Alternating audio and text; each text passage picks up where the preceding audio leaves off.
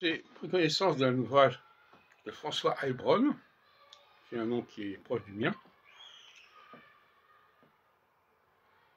Deux étés 44, Metz 1744 et Drancy 1944.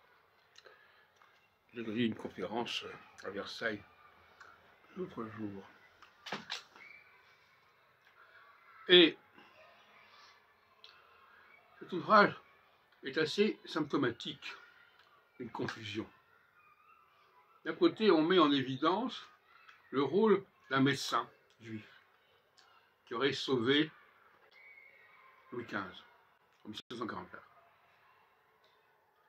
Très bien. De l'autre côté, on nous parle de Drancy 1944, 200 ans plus tard, avec la tentative d'extermination globale des Juifs. Ce sont deux événements totalement différents. Totalement différents. Et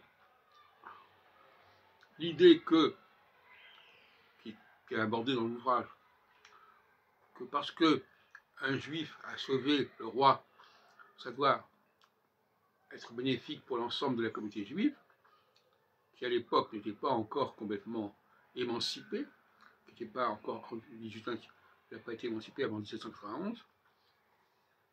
Non, ça c'est un point de vue qui est discutable. Clermont-Tonnerre le disait bien sur la Révolution.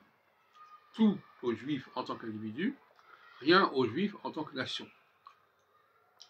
Et je crois qu'il a raison. Il peut y avoir des Juifs remarquables, géniaux, il y en a eu, il y en aura, mais ça ne justifie absolument pas un traitement favorable de l'ensemble des Juifs.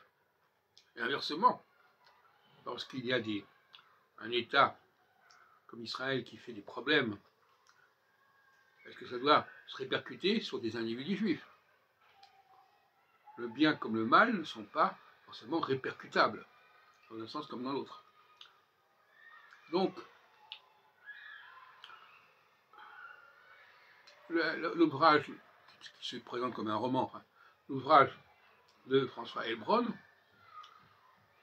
est marqué par cette confusion entre les enjeux individuels des Juifs remarquables et les enjeux collectifs de la masse juive. Et il faut absolument arrêter ce genre de parallèle. La masse juive ne doit pas impacter les individus juifs, et l'individu juif ne veut pas impacter la masse juive.